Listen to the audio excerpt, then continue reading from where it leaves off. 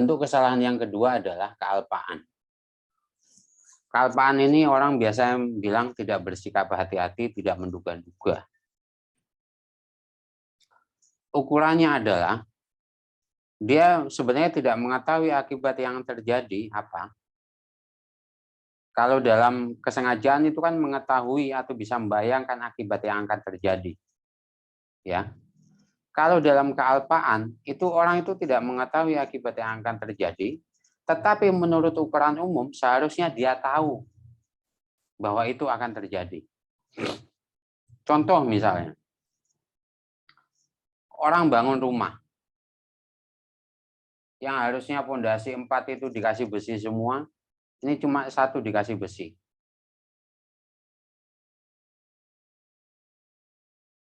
Menurut ukuran umum, dia tidak punya niat apapun, kehendak apapun untuk membunuh penghuni rumah dengan cara bikin rumah itu runtuh. Dia nggak punya niat itu. Tapi menurut ukuran umum, bangunan semacam itu bisa runtuh nggak? Bisa, Bang. Bisa. Dan kalau runtuh bisa melukai penghuni, bisa membunuh penghuni gitu. Gitu. Dia tidak menghendaki atau mengetahui akibat yang akan terjadi, tetapi menurut ukuran-ukuran umum, menurut ukuran-ukuran pertukangan, akibat runtuhnya rumah itu pasti akan terjadi kalau misalnya dia cara bangunnya begitu. Dia sih tidak menghendaki, tidak mengetahui akibat itu akan terjadi. Tapi menurut ukuran umum, dia seharusnya tahu, sebagai seorang tukang, dia harusnya tahu bahwa itu akan bikin rumah roboh sehingga melukai penghuni rumah. Oleh karena itu perbuatannya dianggap tidak hati-hati, tidak menduga-duga. Jadi perbedaannya dengan kesengajaan, kalau kesengajaan itu menghendaki atau ini kalau pakai teori dua-duanya ya, menghendaki atau mengetahui akibat yang akan terjadi. Kalau dalam kealpaan, dia tidak menghendaki atau tidak mengetahui akibat yang akan terjadi, tetapi menurut ukuran umum seharusnya dia tahu, orang dia tukang. Dengan ukuran semacam itu, maka dia tahu, oh ini berpotensi roboh ini. Oleh karena itu perbuatannya dianggap tidak hati-hati, gitu ya. Dia nggak niat, dia sebenarnya niatnya supaya dia dapat keuntungan yang besar gitu. Tapi caranya seperti itu bisa jadi melukai orang lain, gitu loh ya. Dengan kealpaan melukai orang lain, misalnya kalau ada pasalnya gitu. Nah itu kealpaan. Jadi kealpaan itu orang tidak bersikap hati-hati. Orang itu seharusnya menduga-duga menurut ukuran yang umum. Meskipun dia tidak menghendaki atau tidak mengetahui akibat yang akan terjadi, tapi menurut ukuran umum dia seharusnya tahu. Gitu. Makanya Fletcher bilang bahwa kealpaan ini seperti the fault of not knowing. Kesalahan karena orang tidak mengetahui, karena dia seharusnya tahu, tapi dia tidak tahu gitu. Nah kalau kesengajaan kan dia tahu, menghendaki dan mengetahui akibat yang akan terjadi. Kalau kealpaan tidak mengetahui akibat yang akan terjadi, tapi menurut ukuran umum dia harusnya tahu, gitu ya. Itu harus kalian jadi pegangan itu untuk membedakan antara kesengajaan dengan kealpaan. Nah, bagaimana kalau misalnya dia tidak mengetahui akibat yang akan terjadi? Menurut ukuran umum, seharusnya akibat itu tidak akan terjadi, tapi akhirnya terjadi juga. Misalnya, dia sudah bikin bangun rumah, keempat-empat sisinya itu sudah dikasih besi semua, cor-coran gitu ya. Sebagaimana lazimnya orang tukang bangun. Gitu. Kan dari situ aja kita bisa menyimpulkan bahwa orang ini tidak menghendaki atau tidak mengetahui akibat berupa rumah runtuh. Orang ini tidak menghendaki bahwa nanti bangunan itu runtuh. Dan juga tidak mengetahui akibat bangunan itu akan runtuh. Menurut ukuran-ukuran umum, fondasi-fondasi rumah yang dia bangun itu seharusnya tidak roboh. Tapi ternyata dia roboh, menimpa penghuni. Penghuninya meninggal. Dia bisa kena kesengajaan atau kealpaan enggak?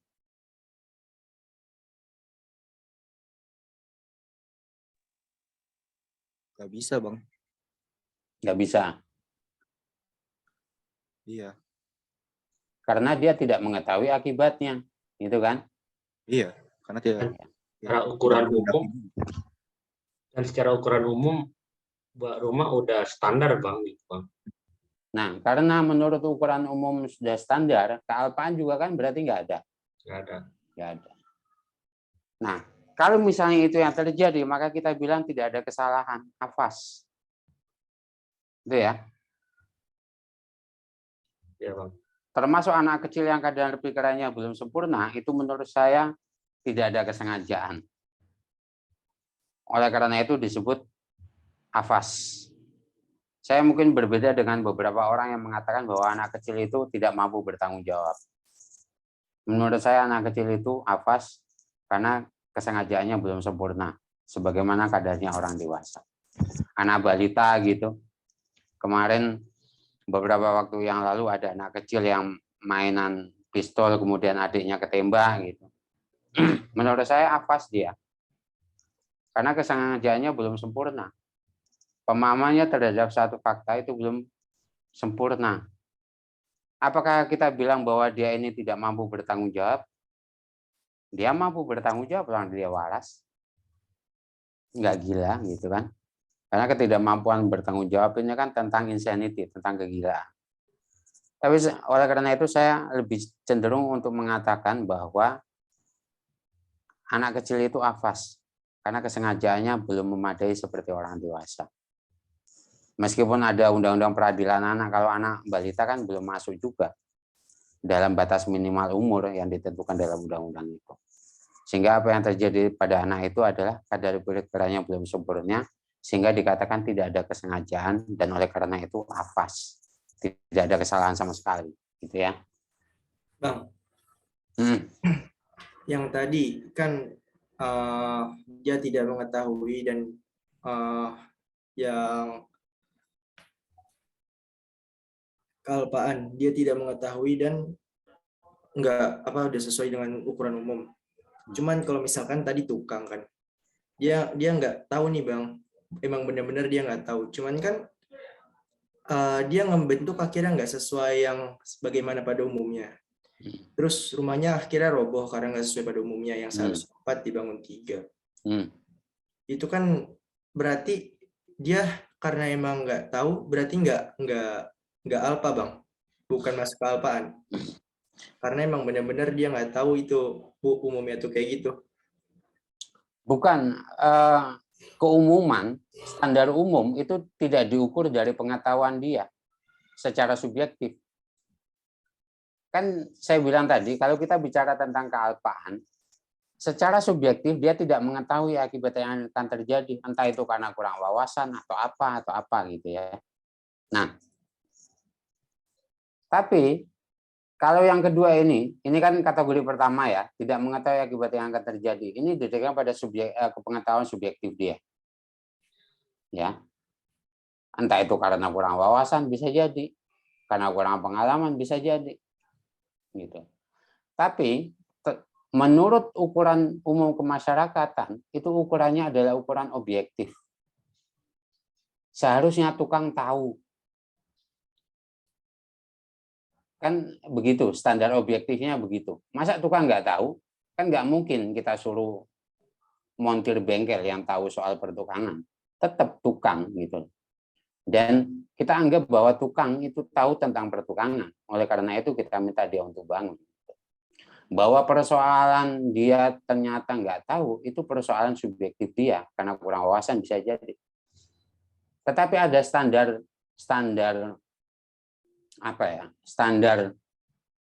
profesionalitas yang menyebabkan seharusnya sebagai tukang menurut ukuran umum dia itu tahu. Jadi ukuran umum kemasyarakatan ini adalah ukuran yang sifatnya objektif, gitu, bukan subjektif. Kalau ditanya kamu tahu nggak menurut ukuran umum kemasyarakatan, nggak usah ditanya itu. Kita tanya aja, kamu tahu nggak akibat ini mungkin terjadi? Oh saya nggak tahu, nggak tahu. Loh kan itu jawaban dia secara subjektif. Kita balikin ke dia, loh kan kamu kan tukang, seharusnya tukang kan tahu urusan kayak begini. Nah, ya pertanyaan yang kedua itu adalah standar objektif. Kalau yang pertama tadi subjektif berdasarkan pengetahuan sebenarnya dari tukang. Yang kedua, menurut ukuran umum kemasyarakatan ini adalah standar objektif yang dituntut dari seorang tukang. Harusnya dia tahu gitu. Bisa dipahami nggak perbedaannya? Fatih. Bisa Bang. Cuman yang tadi yang kasus yang tadi contoh yang Abang kasih kan tadi dijawab nggak bersalah itu kan. Yang mana? Yang mana? Yang tadi Buka pintu kereta. bukan yang tukang juga yang tadi dijawab sama Raka nggak bersalah. Nah, kalau misalnya dia tidak mengetahui akibat yang terjadi, ya, tetapi dia juga sudah bangun yang benar. Kan kasus yang pertama, yang kedua harus kamu bedakan. Kasus yang pertama yang dibilang kelalaian itu adalah dia tidak mengetahui, tapi dia bangun rumah di antara 4 pondasi itu cuma 1 yang dikasih besi. Ya, dia sih nggak niat untuk bikin rumah itu runtuh dalam waktu 1-2 bulan. Tetapi menurut ukuran pertukangan secara umum, dengan pondasi yang hanya 1 aja dengan besi kecil lagi, itu kan berpotensi runtuh. Bisa dipahami sampai sini? Nah, jawaban Raka itu pertanyaan yang lain. Dia tidak menghendaki, tidak mengetahui akibat bahwa rumah itu akan runtuh. Dia tidak bisa menduga-duga.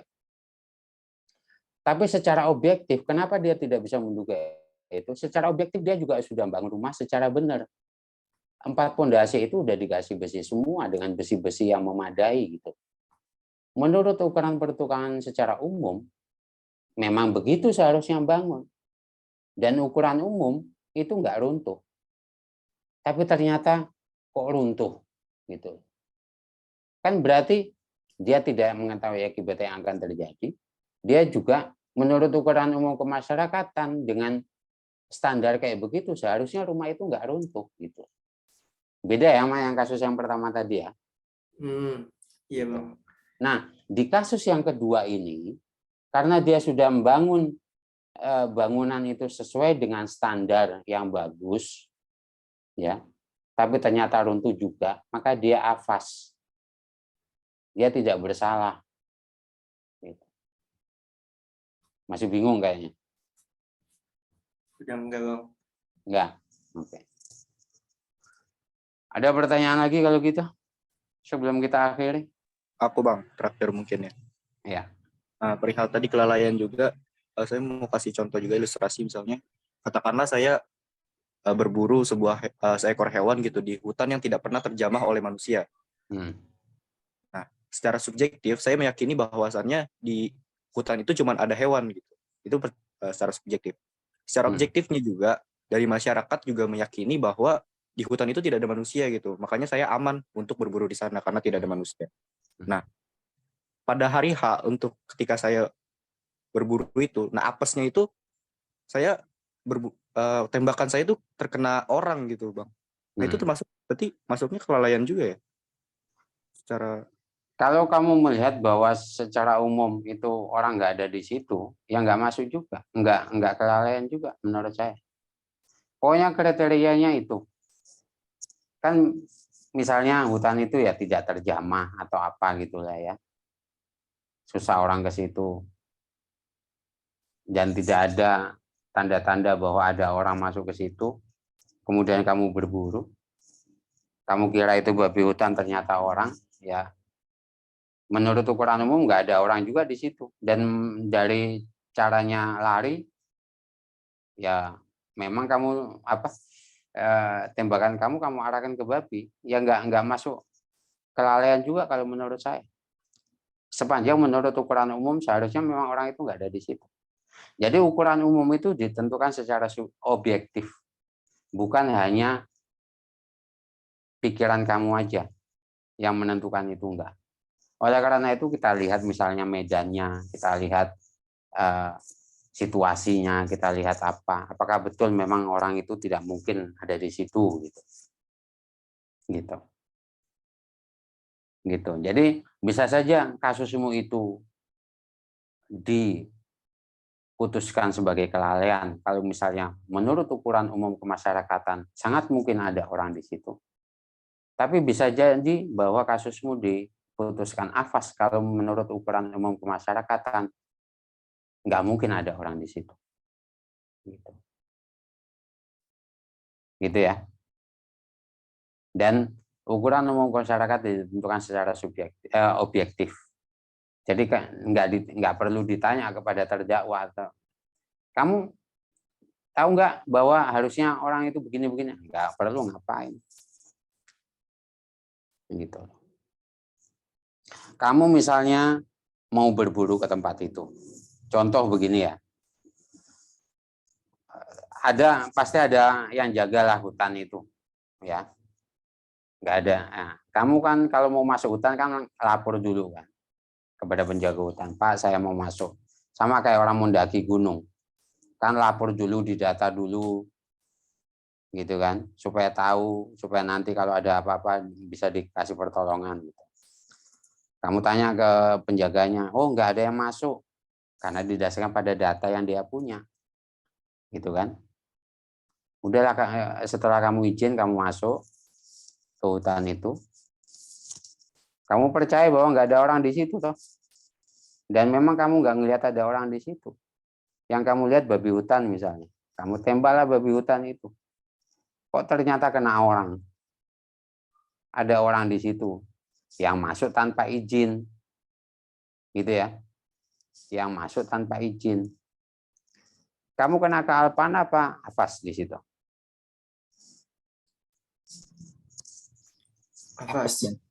Afas. Karena standar umum kemasyarakatan yang dilihat dari data itu, ada orang masuk enggak? Kan gampangnya begitu. Nggak mungkin kita ukur hutan itu 1 inci per inci. Ada orang enggak, Pak? Habis buat waktu itu. Nggak logis kalau kita ngukurnya begitu. Ngukurnya ya dari orang itu ada enggak yang lapor situ? Oh, enggak ada. Tapi kalau itu satu kasus ya. Kasus yang lain sama. Kamu datang lapor. Pak, ada orang yang masuk enggak? Ada, 10 orang udah masuk ke dalam. Gitu. Gitu ya. Kamu pas di dalam itu ngelihat ada daun-daun gerak. Belum melihat wujudnya babi hutan, kamu tembak aja itu. Kamu kena afas apa kealpaan di situ?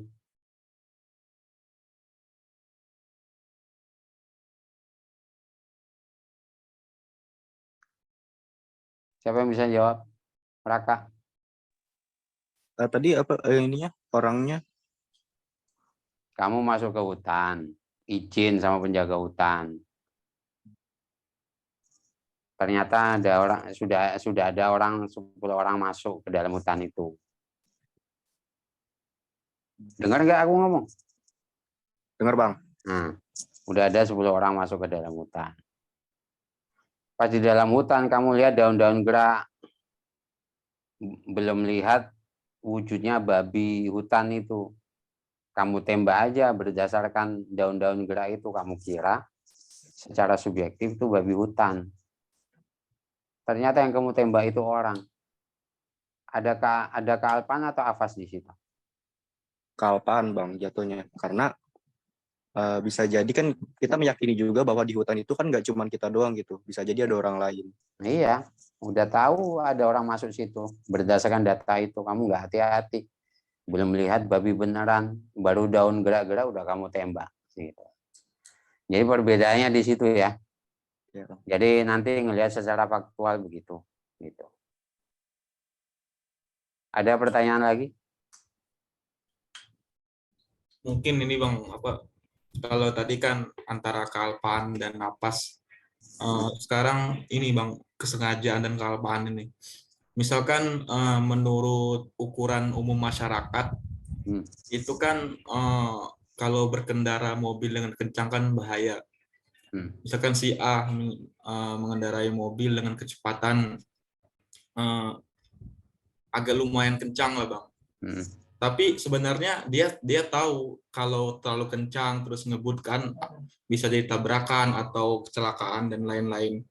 Tapi di sisi lain dia itu sadar bahwasanya dia itu ahli dalam menyetir itu sendiri Bang. Kalau dalam kasus seperti ini itu sebenarnya kesengajaan apa kealpaan Bang? Nah, ini memang ada beda-beda tipis antara kesengajaan sebagai kemungkinan dengan kealpaan, hampir aja gitu. Nah itu nanti keputusannya bisa satu di antara dua itu ngelihat situasi di jalanan. Kalau jalanan itu sepi, ya sepi, kemudian kamu tidak menghendaki untuk ini orang gitu ya.